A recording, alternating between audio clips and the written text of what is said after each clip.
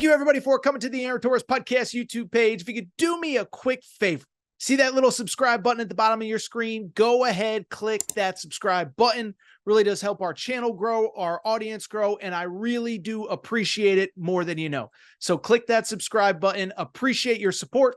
Now, here's the video that you came here for. Tell you what, we are here at the Alamo Dome National Championship game.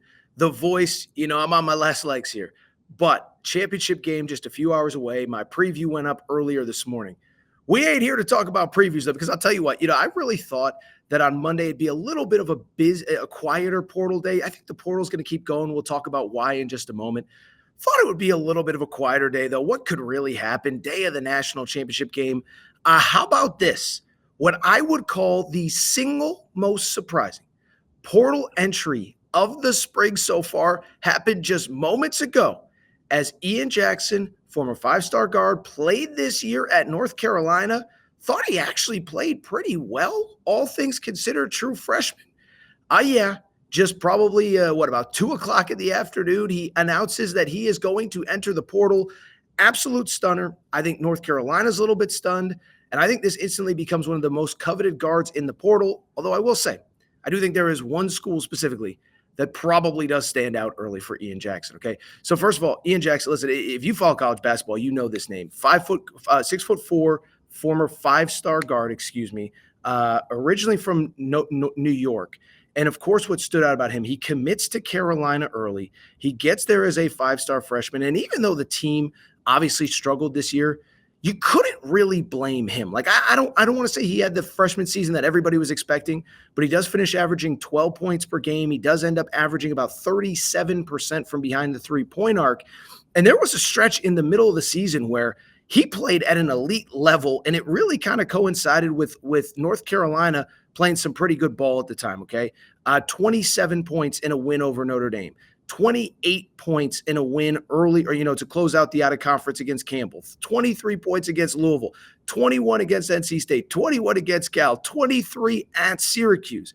And I know he struggled down the stretch. I know that in his final, 7 games of the season, he did not score in double figures. That included 0 points in that ACC tournament loss to Duke.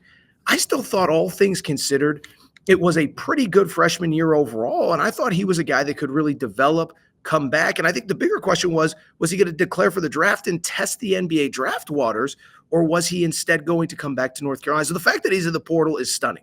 By the way, I should mention, as always, CBB Transfers on Twitter, CBB Transfers on Instagram, all of our late-breaking portal news, CBB Transfers. But this is stunning because, like I said, I think when I think about the portal, there's always a few things that you have to consider when a player enters, okay? First of all, why it's surprising as far as Ian Jackson is concerned is number one, in my opinion, is that, sometimes, listen, the guy enters the portal, but the truth is that if you really do some homework or you kind of read the tea leaves, sometimes guys just aren't welcome back, right? I think the best example is Elliot Cadeau at North Carolina. The season ends. He's asked about returning to North Carolina. He says, well, I really want to, but I kind of, we're going to have to see how things play out. And I don't have confirmation of it, but it sure sounded like he might not have been welcome back. Listen, there are hundreds of players in the portal that didn't want to leave where they were at. And their coach just said, you're not good enough. We're not going to pay you. The money ain't right. You got to go. I do not believe, unless there's some information out there that I am not aware of, that was the case with Ian Jackson at all. I don't believe that North Carolina forced him into the portal. 2, I think the surprising thing is we know Carolina has money this year. Like there's been years where North Carolina maybe was a little bit behind in NIL, but they landed Caleb Wilson out of the transfer or out of the high school ranks. They just landed Henry Visar a few days ago from Arizona. And so you sat there and said, okay, wait a second now. They're building something pretty nice. They got money. They're going to be a player in NIL this year. They just hired the new GM, Jim Tanner. So they're going to take care of their guys. They're going to add a couple nice pieces in the portal. They're going to add Caleb Wilson. They're going to be a pretty interesting team next year. So you can't say it was money.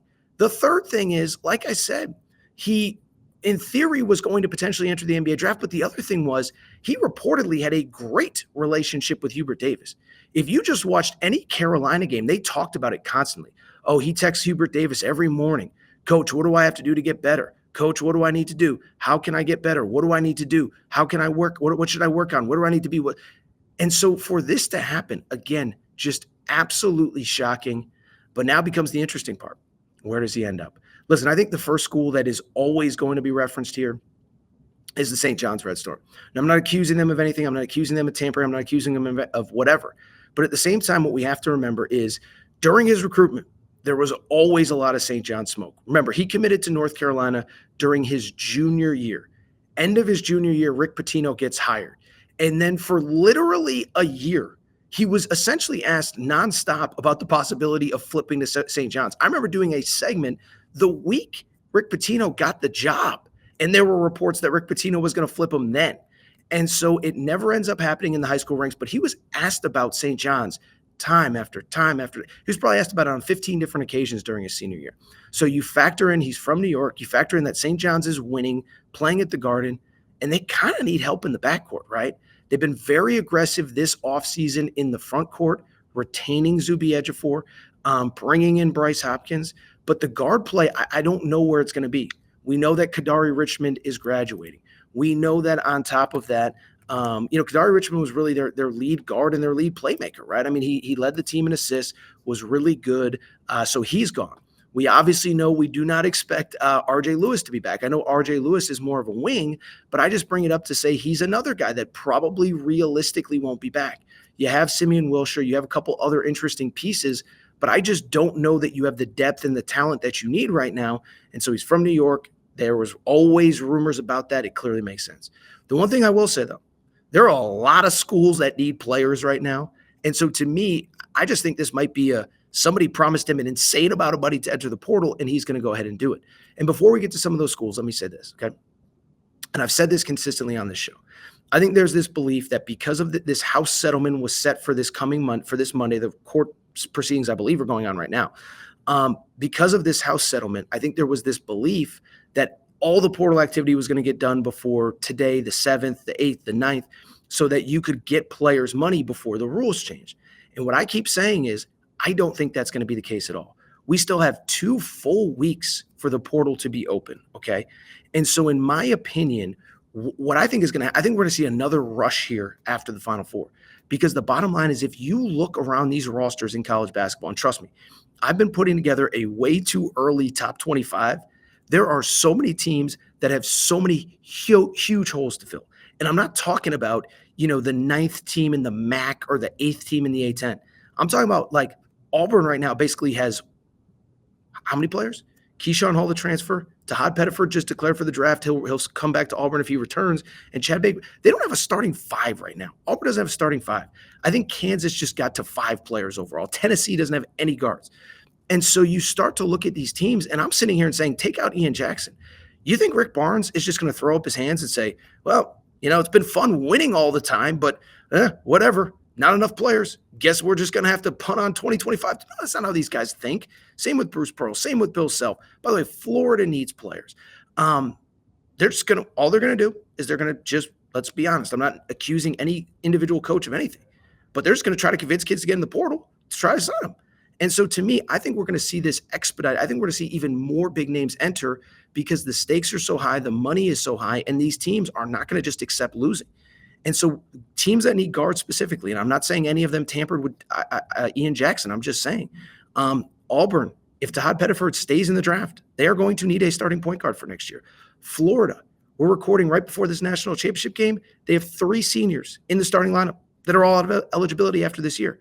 Ole Miss basically lost their entire team that just made the tournament. Think Chris Beard's just going to say, okay, cool, out of 2027? No. You think about who else? Tennessee. Tennessee has no guards right now. Tennessee has no guards on their roster. Maybe they got 1 or 2 commitments in the portal that I missed. They don't have anybody. So I'm just saying these schools, they are in desperate need of players. By the way, Kansas needs dudes to fill around Darren Peterson. They got Flory Badunga back. They have Trey White back, but they're still probably 2 to 3 guards away from feeling good about their roster going into 2025, 2026. And again, think Bill Self is just going to give away a season after 2 disappointing seasons? I don't think so. So to me, this is going to be a fascinating recruitment. And I think Ian Jackson might even be a metaphor for what is coming for the next week or 2, which is that if you think this portal stuff is over because a bunch of guys committed early, think again. I think it's about to be crazy. Too many teams need too many players. And the other thing I should have mentioned earlier, remember now the 5th-year waiver is gone. So the guys that got the extra year because of COVID, they have now cycled out of college basketball. So now, in theory, same number of players needed with 20% less players because there's no fifth-year seniors. It is going to be fascinating. Pay attention. Don't close your eyes. Make sure you're following CBB Transfers on Twitter, CBB Transfers on Instagram, because that is where you are going to get a bunch of news over the next couple weeks, including, in addition, I should say, to the Aaron Torres pod. Make sure you're subscribed to the podcast and the YouTube channel as well, because we're going full speed ahead. We're not stopping college hoops talk just because the season ends Monday night. In a lot of ways, we're just getting started. Make sure to subscribe, people.